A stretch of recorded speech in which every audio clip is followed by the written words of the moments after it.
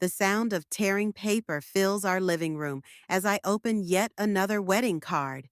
3 weeks after the ceremony, and I'm still discovering envelopes tucked between gifts. This one's from Mark's aunt in Seattle. Another check to help fund our dream honeymoon in Greece. I smile, remembering how Mark's eyes lit up when we first discussed the trip. 2 weeks of Mediterranean sunshine, he'd said, wrapping his arms around me. Just you, me, and endless blue water, Penny. The way he said my name made me feel like the luckiest woman alive. The check joins its companions in my honeymoon fund envelope. Tomorrow we'll deposit them all and finalize our travel arrangements.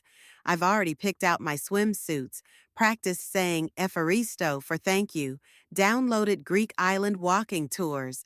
My phone buzzes. It's an email from our travel agent.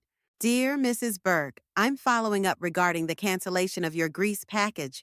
The refund has been processed to the original payment method. Please let me know if you have any questions. I read it 3 times, certain there's been a mistake. My hands shake as I dial the agency's number. Yes, your husband called last week to cancel. He said your plans had changed. The agent's voice is sympathetic. The refund should hit his account in 2-3 business days. The room spins. I hang up without responding and pull up our joint account on my phone. There's no sign of any pending refund. I switch to Mark's personal account, the one I have access to but never check because we promised transparency after marriage. The transaction history makes my stomach lurch. Ticket refund processed 5 days ago. Money transferred immediately to an account I don't recognize. Hey, beautiful. Mark's voice startles me. He's home early, loosening his tie as he walks in. What's got you looking so serious? The travel agent just emailed about our canceled honeymoon. My voice sounds distant, hollow. Want to explain why you sold our tickets without telling me? His face does something complicated. Surprise, guilt, then a smooth transition to concerned husband. I was going to tell you tonight over dinner. There's been a temporary cash flow issue at work. I had to make a quick decision. Quick decision? The envelope of checks crumples in my fist. These people, our friends and family, gave us this money for our honeymoon, not for whatever cash flow issue you're having. Penny, honey, try to understand. He sits beside me, reaches for my hand. I pull away. This is temporary. I'll book us an even better trip once things stabilize. 2 months, tops. Show me the refund money. What? The refund. Show me where it went. He stands, straightening his tie again. I don't appreciate the interrogation. I'm handling it. Like you handled telling me about canceling our honeymoon? His phone rings, saved by the bell. I need to take this. We'll discuss it later. He retreats to his home office, closing the door firmly behind him. I sit there, wedding cards scattered around me like confetti, thinking about all the little things that suddenly make sense. The way he changed the subject when I mentioned booking flights last week. How he suggested we wait to deposit the gift checks until the right moment. His recent late nights at work, always with vague explanations. Upstairs, our matching suitcases wait in the spare room. I bought them specially for Greece, his navy blue, mine burgundy. I walk up slowly, each step heavy with dread. Opening my case, I find it empty as expected. His, though. His contains a weekend bag already packed. Fresh clothes, toiletries, passport. A printed boarding pass falls out when I unzip the side pocket. One-way ticket to Singapore. Departure tomorrow morning. The sight of it hits me like a physical blow. 3 weeks of marriage, and I'm standing in our spare room holding proof that my husband is planning to disappear with our honeymoon money, and God knows what else. My wedding ring catches the light as I grip the boarding pass, and I remember his vows. I promise to always be honest with you, Penny, to face whatever comes as partners. I hear his office door open downstairs, his footsteps approaching. Quickly, I snap a photo of the boarding pass and return everything exactly as I found it. By the time he reaches the top of the stairs, I'm sitting on our bed, heart pounding, staring at an empty suitcase like a woman who hasn't just discovered her husband is planning to abandon her. About dinner, he says from the doorway. I made reservations at that Italian place you love. I turn to him with what I hope looks like a loving smile. Perfect. Just let me get changed. I make it through dinner somehow, watching Mark order expensive wine while my stomach churns. He's relaxed, charming, telling stories about work as if tomorrow is just another day, as if there isn't a packed bag waiting at home with a one-way ticket tucked inside. To us, he says, raising his glass. The candlelight catches his wedding ring, the one he'll probably pawn in Singapore. I clink glasses and take a sip, tasting nothing. How's the quarterly report coming along? Great. Leonard's thrilled with our progress. The lie rolls off his tongue so easily. I wonder how many others I've swallowed over our 5 years together. Back home, I wait until his breathing steadies into sleep before slipping out of bed. My hands shake as I pull up his laptop, the personal one he never lets me touch. The password takes 3 tries. Our wedding date, his mother's birthday, finally his high school football number. The screen illuminates with evidence of my unraveling life. Bank statements reveal a pattern of transfers to offshore accounts, client payments diverted, company funds mysteriously rerouted. The numbers blur together until I notice a name that appears repeatedly. Sydney Woods. I recognize it. She's the new account manager Mark hired last quarter. The one he said reminded him of me. My throat tightens as I open their email chain. The messages start professional, then shift. Late night conversations, inside jokes, plans. Everything's arranged, she wrote yesterday. Flight lands 6 a.m. local time. I'll have the apartment ready. The laptop screen swims as tears fall. Not just theft, then. Not just abandonment. A complete demolition of everything I thought we had. I forward key emails to myself, hands steady now with cold purpose. In the kitchen, I pour a glass of water and stare at our wedding photo on the fridge. We look deliriously happy, caught mid-laugh as guests throw rose petals. The lying bastard even managed to cry during his vows. My phone buzzes. Annika calling. I silence it. She's been my best friend since college, but I can't talk to her yet. Can't make this real by saying it out loud. Instead, I dig deeper. Tax returns, investment accounts, property deeds. Each document adds another crack to the foundation of our marriage. The final folder contains photos, dozens of them, Mark and Sydney in various cities, various hotel rooms. The timestamps go back 8 months. 8 months. We were planning our wedding while he was planning this. A floorboard creaks behind me. I close the laptop just as Mark appears in the doorway, hair mussed from sleep. Can't rest? He wraps his arms around me like he has a right to, like he's still my husband and not a stranger wearing his face. Just thinking about the honeymoon? I lean back against him, swallowing bile. When things stabilize at work, maybe we could do Thailand instead of Greece. Might be cheaper. His arms tighten slightly. Thailand could be fun, though Singapore has amazing food too. Singapore? I keep my voice casual. Never really thought about going there. Maybe we should. His lips brush my neck. I hear it's beautiful this time of year. I pull away, pretending to yawn. We should get some sleep. Early meeting tomorrow, right? Right. He hesitates. Penny, you know I love you, don't you? The question hangs between us like poison gas. I force myself to smile. Of course, I love you too. Back in bed, I lie awake listening to him breathe, remembering all the nights I found comfort in that sound. Now it makes my skin crawl. My phone lights up with a text from Annika. 911. Need to talk. It's about Mark. I stare at the message, heart pounding. Annika works at the same investment firm as Mark. Has she discovered something too? Another text arrives. Don't trust him. Please call me. Mark shifts beside me, murmuring in his sleep. In a few hours, he'll wake up, kiss me goodbye, and board a plane with our honeymoon money and his mistress. He'll disappear into a new life, leaving me with nothing but betrayal and debt. Unless I stop him, I slip out of bed again, this time heading for the garage where he keeps his briefcase. Inside is his work laptop, the one connected to the company servers, the one that could tell Leonard exactly what his star employee has been doing with client funds. My finger hovers over Annika's number.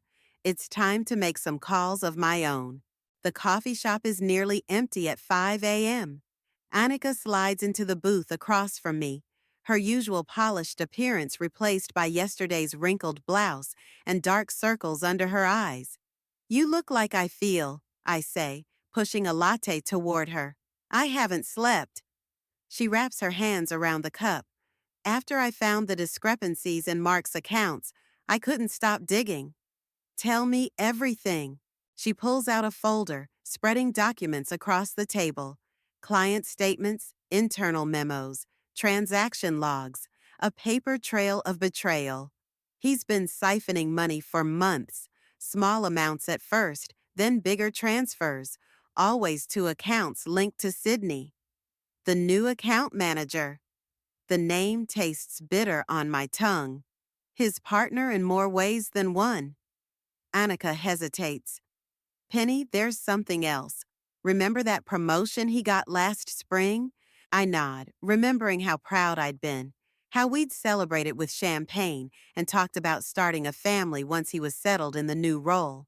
He bought it, used client funds to bribe his way up, then covered his tracks by cooking the books. She slides over a printed email chain. Sydney helped him set it all up.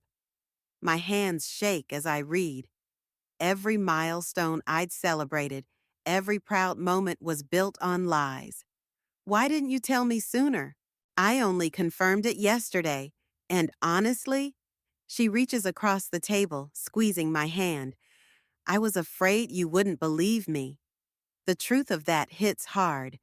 2 days ago, I would have defended Mark to my dying breath. I have to stop him. I pull out my phone, showing her the boarding pass photo. He's leaving for Singapore this morning, with her. Annika's eyes widen. That's not all he's planning to take. There's a major wire transfer scheduled for 9 a.m. Everything he's stolen consolidated into one offshore account. How much? She writes a number on a napkin. I stare at the zeros, feeling sick.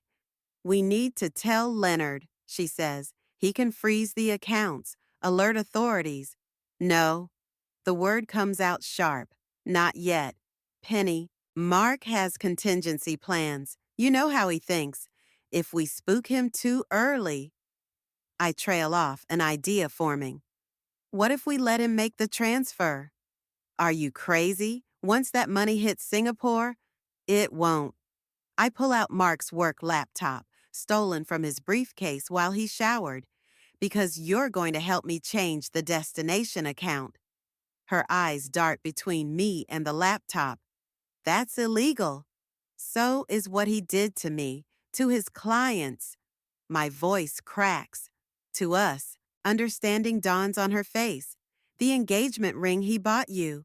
That was stolen money too, wasn't it? I twist the wedding band on my finger, remembering his proposal. Even that moment was tainted. Help me, Annika, please. She's quiet for a long moment, then pulls the laptop toward her. I'll need his login credentials. I smile for the first time in days. Already got them. We work quickly, Annika's fingers flying over the keyboard while I keep watch. The morning crowd starts trickling in as she makes the final adjustments. Done, she says finally. When he initiates the transfer, the money will go to a secure holding account instead, one he can't touch. My phone buzzes, a text from Mark. Heading to early meeting. See you tonight. Love you.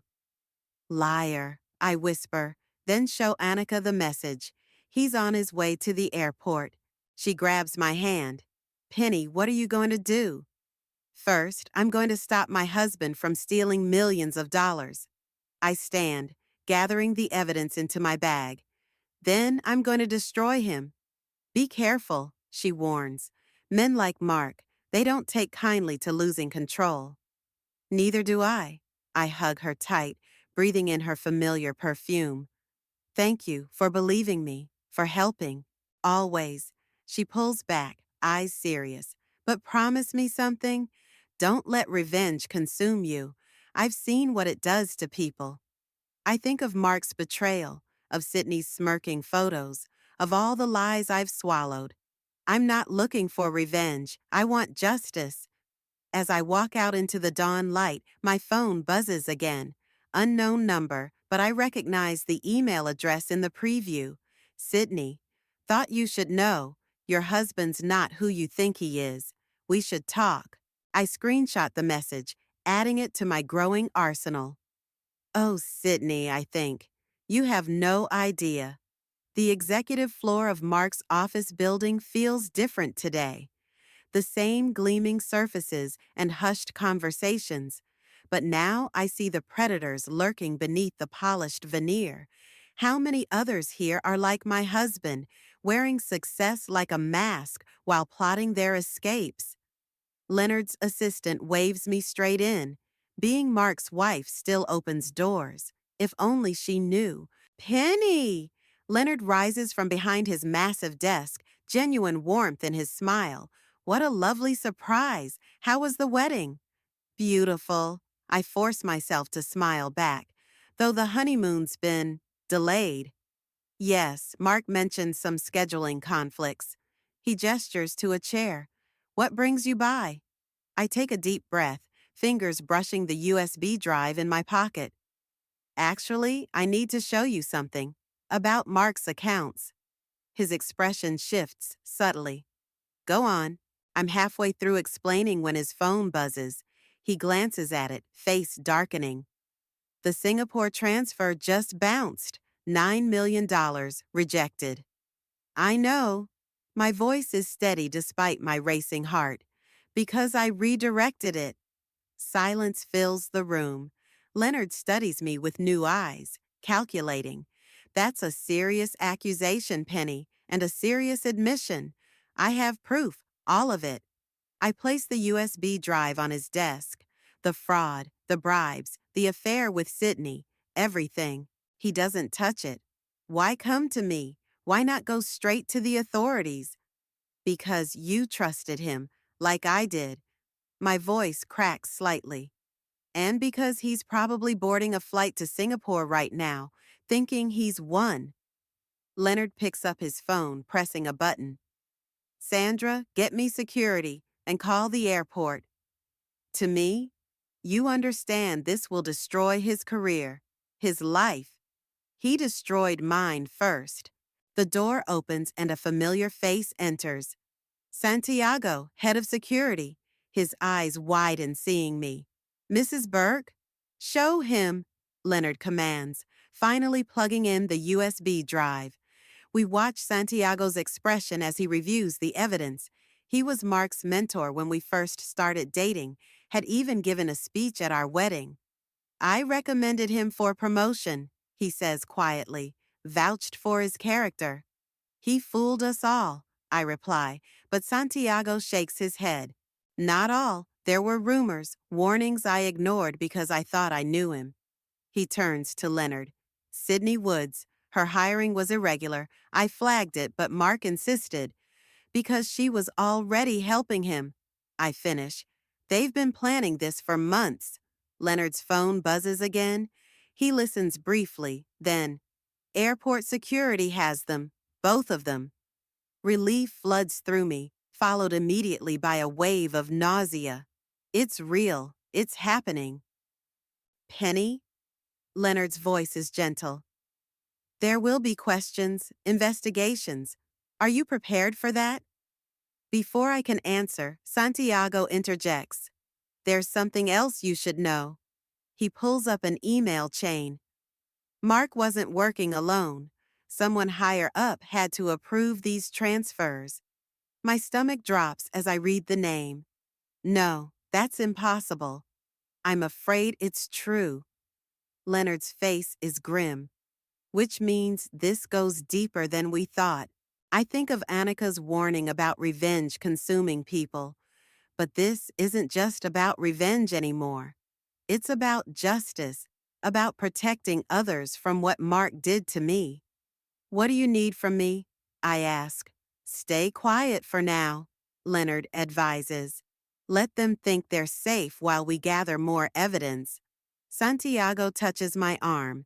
You should know, this could get ugly. People with this much to lose, they fight dirty.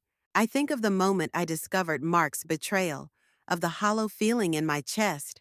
I'm already living ugly. At least now I'm fighting back. My phone buzzes. A text from Mark. Flight delayed. Something wrong with the transfer. Call me.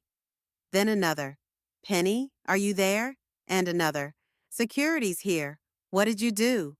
I show the messages to Leonard, who nods grimly. It's starting. As if on cue, his office door bursts open. Sydney stands there, mascara streaked, designer suit rumpled. Behind her, security guards reach for her arms. You bitch, she spits at me. You have no idea what you've done. I stand slowly, meeting her gaze. Actually, I do. I learned from the best, after all.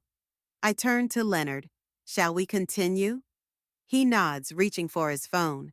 Get me legal. And Penny? I pause at the door. Be careful. This is just the beginning. Walking out, I hear Sydney's voice rise in panic as reality sets in. My hands shake, but my steps are steady. Mark's not the only one who can play this game, and I'm just getting started. Rain pelts the windows of my mother-in-law's house as I stand on her porch, wondering if I'm making a mistake. Nora deserves to hear the truth from me, not from tomorrow's headlines or Mark's desperate lies. She opens the door before I can knock. I was hoping you'd come.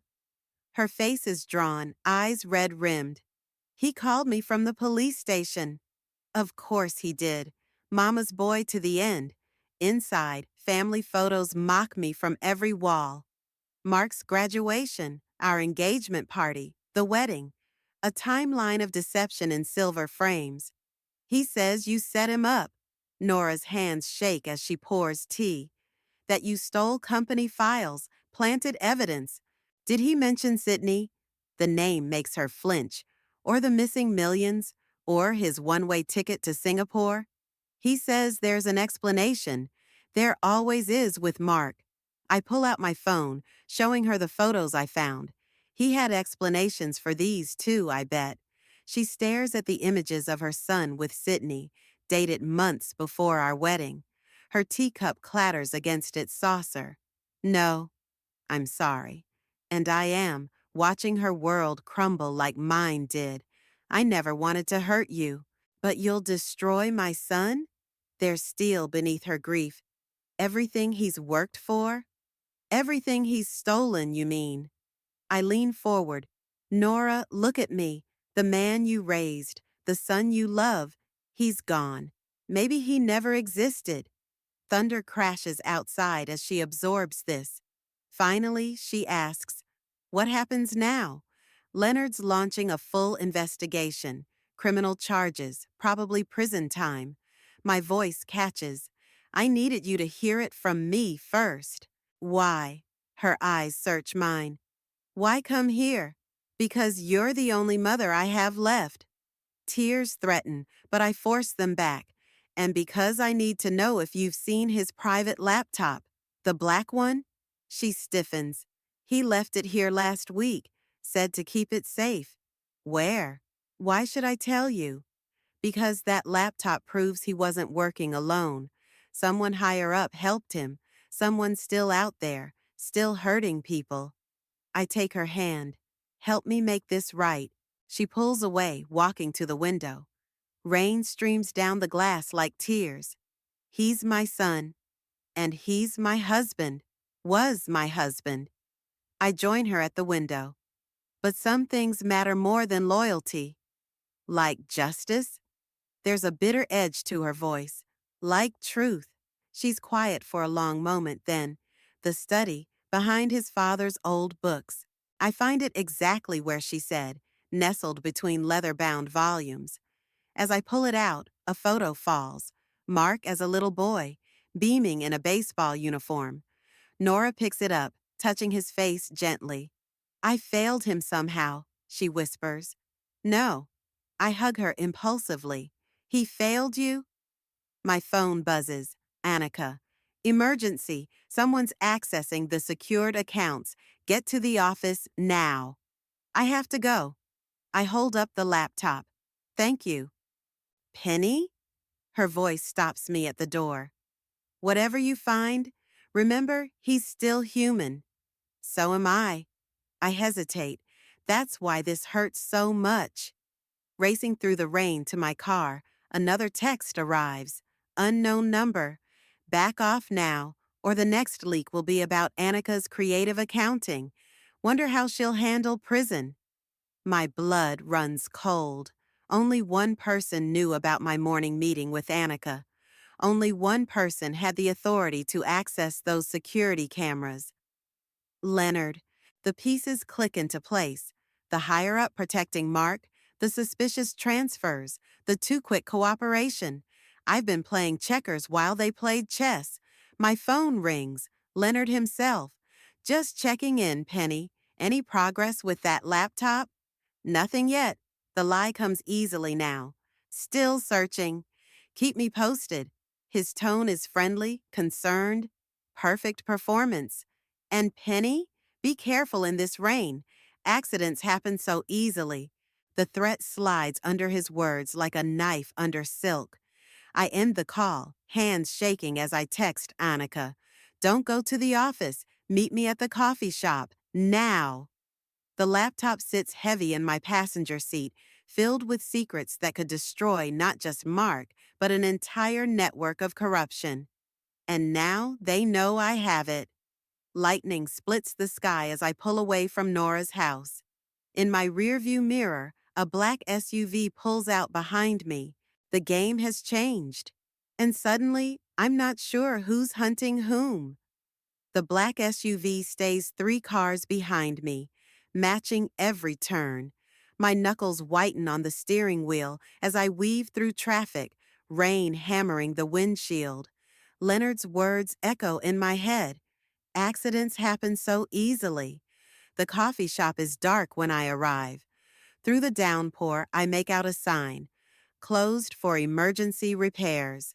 My phone rings. Annika. Don't stop, she says immediately. They're watching the shop. Get to the marina. Who's watching? Santiago. He's working for Leonard. Her voice shakes. They found the transfers I helped you redirect. They're saying I embezzled. Listen to me. I cut through her panic. Where are you? Safe house. Friend from college. She pauses. Penny, Mark's been released. Ice spreads through my chest. How? Leonard posted bail. They're calling it a misunderstanding, saying you manipulated company files to frame him. She laughs bitterly. Guess we know who the real puppet master was. The SUV appears in my mirror again. I take a sharp right, tires squealing. I have the laptop, proof of everything. That's why they're hunting you. Urgency fills her voice. Dock 27, there's a boat called Second Chances. The captain owes me. He'll keep the laptop safe until we can get it to the FBI. We? I'm not abandoning you. Papers rustle in the background. I've got my own evidence, account trails, recorded conversations. Enough to bury Leonard if we play this right. Headlights flash behind me, a second vehicle joining the chase. I have to go. Be careful. You too. And Penny, whatever happens, I'm sorry about Mark. The call ends as I swerve onto the coastal road.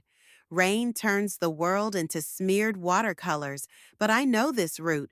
Mark and I used to walk the marina, planning the boat we'd buy someday. Another dream built on lies. My phone buzzes with a text.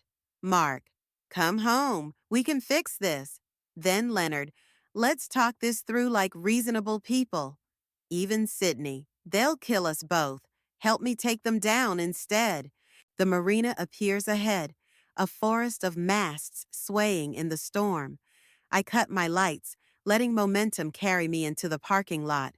The pursuing vehicles split up, blocking potential exits. I grab the laptop and my phone, then slip out into the rain.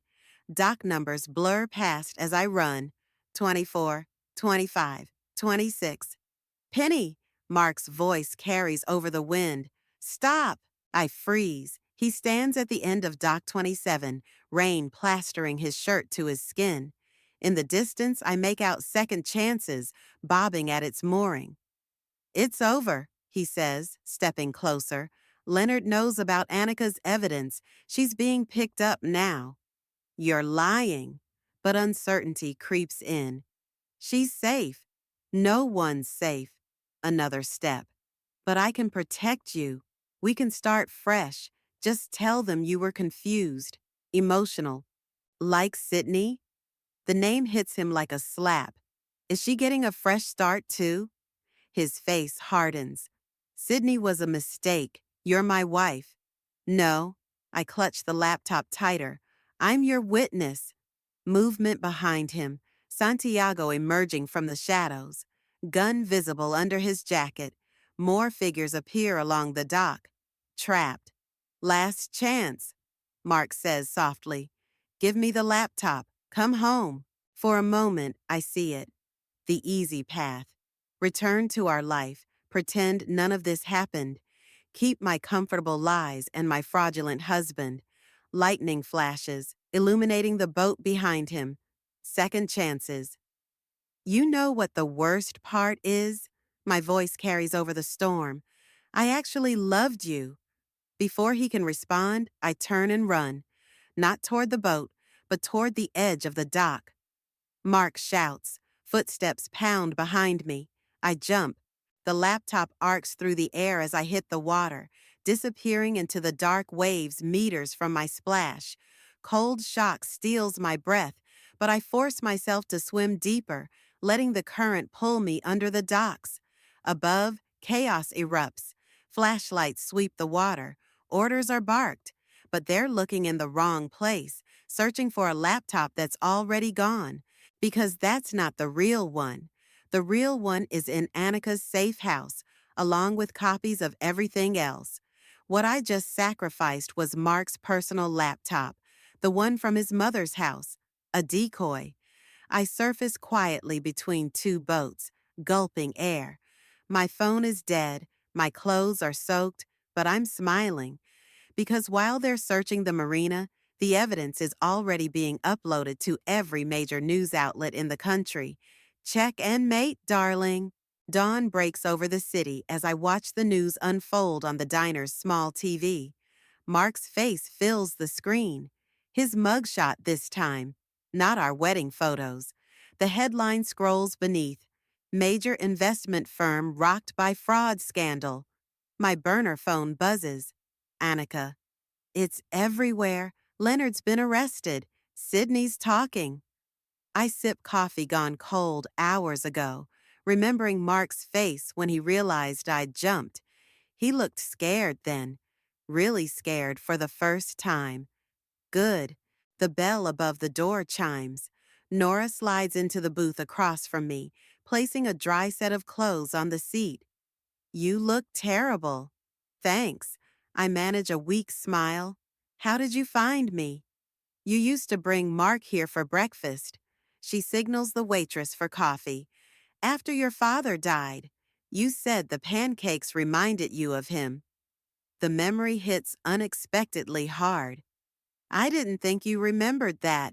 I remember everything, Penny. Her eyes are tired but clear, including how happy you made my son before everything. The waitress arrives with fresh coffee. On TV, the story continues. Details of the corruption, the scope of the fraud, the growing list of arrests. They're calling it the biggest financial scandal of the decade, Nora says quietly. I'm sorry. And I am. For her sake, if not Mark's. I never wanted. Stop. She reaches across the table, taking my hand. You did what was right. I'm proud of you. Tears threaten, but the burner phone buzzes again. Unknown number. Marina. 1 hour. Come alone or Annika suffers. My heart stops. The message includes a photo. Annika tied to a chair, Santiago standing behind her. I have to go. I stand, grabbing the dry clothes. Thank you for everything. Penny. Nora's voice stops me. Whatever you're planning, remember who you are. I change in the bathroom, examining my reflection. Bruises from the swim, dark circles under my eyes. But something else, too. Something harder. The marina looks different in daylight. Seagulls wheel overhead as I walk down the dock, past second chances, toward the maintenance shed at the end. Mark waits inside, alone. No Santiago, no Annika. Just my husband, looking smaller somehow without his designer suit and practiced smile. The photo was fake, I say. Annika's with the FBI, always one step ahead. He almost sounds proud. That's what I loved about you. Loved? Love. He steps closer. It doesn't have to end this way. I have accounts they haven't found. Enough to disappear, start over. You mean run? I laugh. That's your solution to everything, isn't it? Run from your crimes, your responsibilities, your promises. I did it for us. The mask slips, revealing something desperate beneath. Everything I built, every deal I made, it was to give you the life you deserved. I deserved the truth. The truth? He gestures wildly. The truth is, I was nothing before Leonard took me under his wing. A small town nobody with big dreams and empty pockets. He showed me how the game really works. And Sydney? Was she part of the game too? Pain flashes across his face. A mistake. I was weak. You were cruel. My voice cracks. To her, to me, to everyone who trusted you. And now you're alone. He moves suddenly, grabbing my arms. We can fix this, together, like we promised. For a moment, I remember our first date. His nervous laugh, the way he insisted on opening doors, how real it all felt.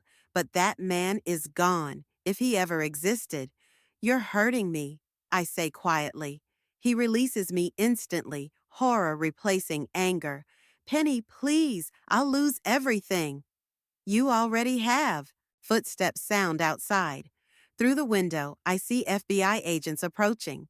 Leonard in handcuffs among them. Sydney, too, head held high despite her own restraints. You called them? It's not a question. No, I step back. Santiago did. Turns out loyalty can be bought back with enough evidence of corruption. Mark lunges for the back door, but it opens before he reaches it. More agents. No escape. As they read him his rights, he looks at me one last time. I did love you. That wasn't a lie. I know. And somehow that makes it worse. But love without trust is just another form of betrayal. Outside, the sun breaks through the clouds. I watch them lead Mark away, feeling neither triumph nor satisfaction, just a quiet certainty that I've done what needed doing. My phone buzzes, my real phone this time. Annika. It's over. Come home. Home? Not the house I shared with Mark, filled with false memories and pretty lies, but somewhere new, somewhere true. I turn toward the future, leaving the maintenance shed and my old life behind. The courtroom falls silent as I finish my testimony. Mark stares at his hands while Leonard's expensive lawyer scribbles notes.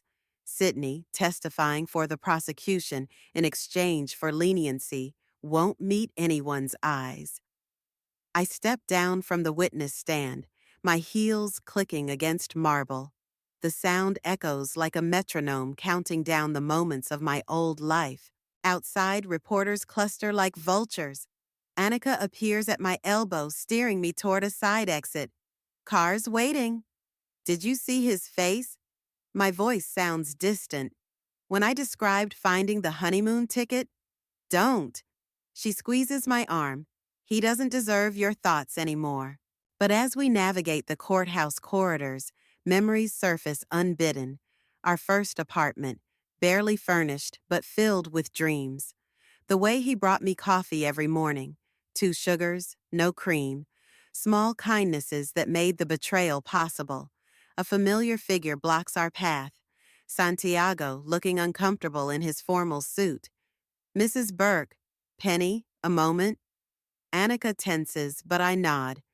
It's okay. He waits until we're alone. There's something you should know about the night at the marina. He pulls out his phone, showing me a text chain. Mark was ready to run, but he came back. For you. Why tell me this? Because understanding matters. His eyes are kind, even when it doesn't change anything.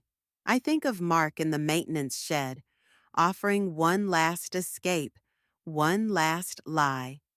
Thank you. Outside, the rain has stopped. Sunlight gleams off wet pavement as Annika drives us to my new apartment. The boxes aren't unpacked yet, but it already feels more honest than the house ever did. Stay for dinner? I ask as she parks. Can't. Meeting with the FBI about Leonard's overseas accounts. She hesitates. Have you opened it yet? I know what she means. The letter arrived yesterday, Mark's handwriting on prison stationery. No. Maybe it's time. Inside, I make tea while Annika heads to her meeting. The letter sits on my kitchen counter, edges crisp and white, like a blank page waiting to be filled. My phone buzzes. Nora, thinking of you today. Proud of your strength. Another buzz. Sydney, I'm sorry for everything. And another. Leonard's wife. You destroyed my family. I turn off the phone. The letter opens easily, Mark's familiar scrawl spilling across the page. I read it twice, then a third time, letting the words sink in. No excuses, no manipulation, just raw truth about his fears, his failures, his gradual surrender to temptation, and something else, a confession about the night we met. It wasn't chance, he writes. I saw you at that coffee shop for weeks before I accidentally bumped into you. You looked so genuine, so full of light. I thought your goodness could save me from what I was becoming. Instead, I dimmed your light with my darkness. I'm sorry. The tea grows cold as I sit there, processing. Even our beginning was built on calculation. Yet somehow, knowing this feels like freedom. A knock at the door startles me. Through the peephole, I see an unexpected face. Leonard's wife, Catherine. I open the door. She looks smaller than I remember, less polished. May I come in? We sit at my half-unpacked kitchen table, 2 women undone by the men we loved. I meant what I texted, she says. You destroyed my family. Your husband did that. Yes, she smiles sadly. That's why I'm here, to thank you. She reaches into her bag, pulls out a USB drive. Leonard kept records of everything, everyone. Her hands shake slightly. I want to do what you did. Tell the truth, whatever the cost. I think of Mark's letter, of Santiago's revelation, of all the complicated ways betrayal and redemption intertwine. The truth isn't cheap, I tell her. Are you sure? No. She laughs suddenly. But I'm tired of living in shadows. I make fresh tea as she talks. Outside, the sun sets on another day of my new life. Not the one I planned, not the one I wanted, but maybe the one I needed. Mark's letter burns in my pocket, but its weight feels different now. Not like chains, but like wings. Some lies set us free. but only truth lets us fly.